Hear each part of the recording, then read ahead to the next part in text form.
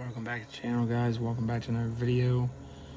So today we're going to be doing an AFC West draft grades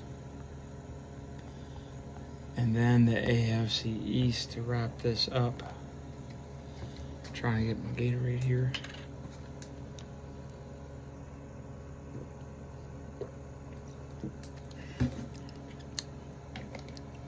Long day at work and another job.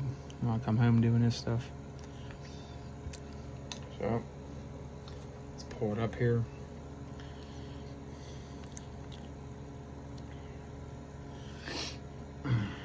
Takes a minute. Gotta get my laptop back up and running. So we'll start with the Chargers, since that's who I think will finish this year in first, with the addition of Jim Harbaugh. So round one, I give them an A+.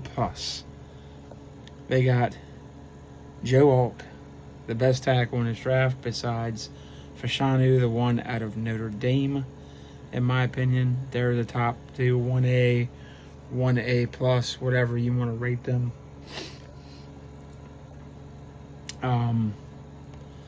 Yeah, you can't. They've got their franchise left tackle to go with the quarterback they've already paid. Now they got their coach on their way. Round two, Ladd McConkey, wide receiver at Georgia. That is a really good one. Liked him. Junior Colson out of Michigan, linebacker. Like him a lot as well. Justin Abogbe out of Alabama. And Tarjito Still, defensive back out of Maryland, and Cam Hart out of Notre Dame, as well as Kamani Vidal, the running back out of Troy, and Brendan Rice out of USC in round 7, along with Cornelius Johnson, wide receiver out of Michigan. So Jim Harbaugh knows his players. So they built some depth. With Mike Williams being gone, they need some other depth at receiver. So they've got some depth now. I really, really like the Chargers' chances with Jim Harbaugh versus Brandon Staley. Yeah, finally. I kind of thought they might go with Belichick, but I love the Harbaugh angle.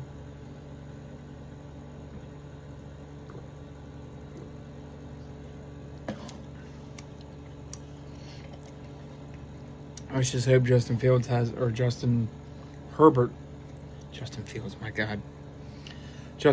hasn't been ruined yet by Brandon Staley. So that is the Chargers. With an A, Las Vegas Raiders, even though the first round pick left some people scratching their head. Brock Bowers is a great tight end. Round 2, Jackson Powers Johnson, that was my guy. The center/guard out of Oregon. Pounded my fist on the table for him and just didn't happen. What else is new? DJ Glaze out of Maryland.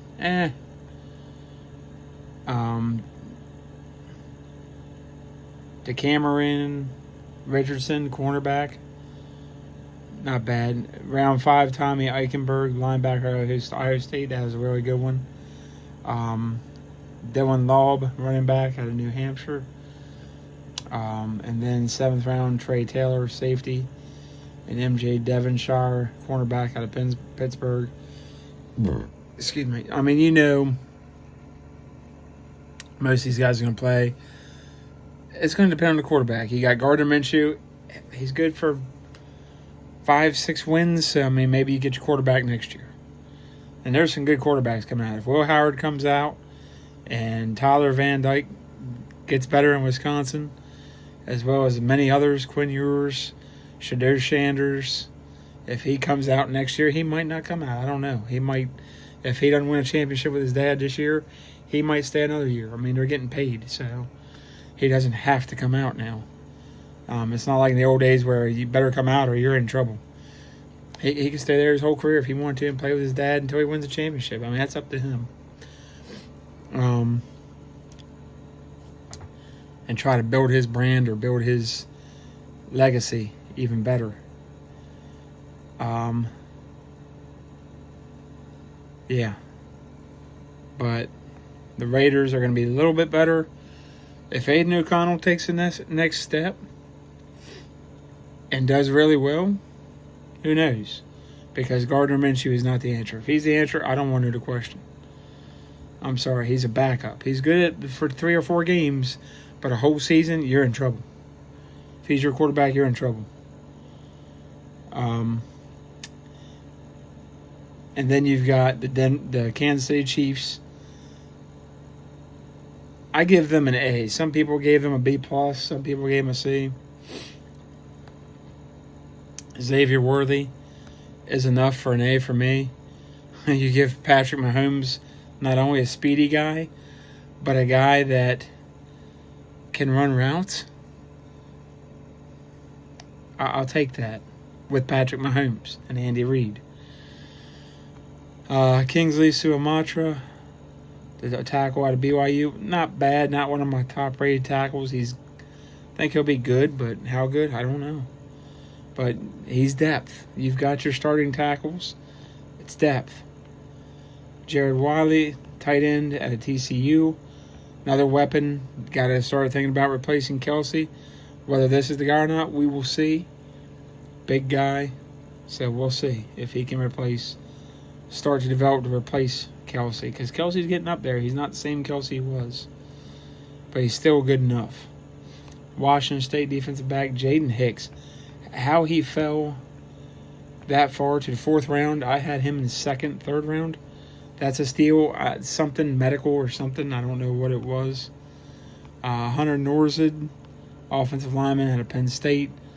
Another good grab. Kamal Hayden, another defensive back.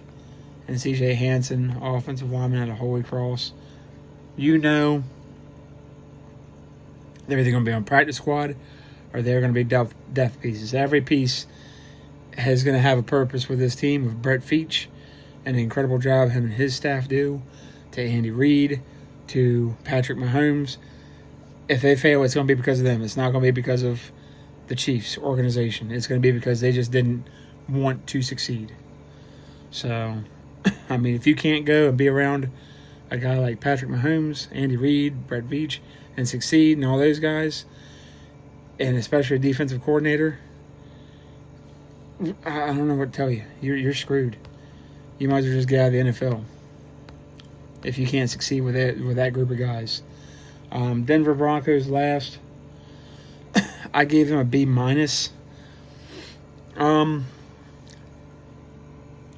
I like Bo Nix a lot more than most. But at number 12, second round, or end of the 1st round, 2nd round, I've been perfect with me. But, man, 1st round, 12th pick. When you didn't have Michael Penix there, so I guess that kind of screwed him up.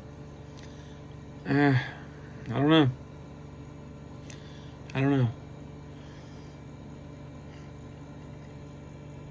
But we'll see.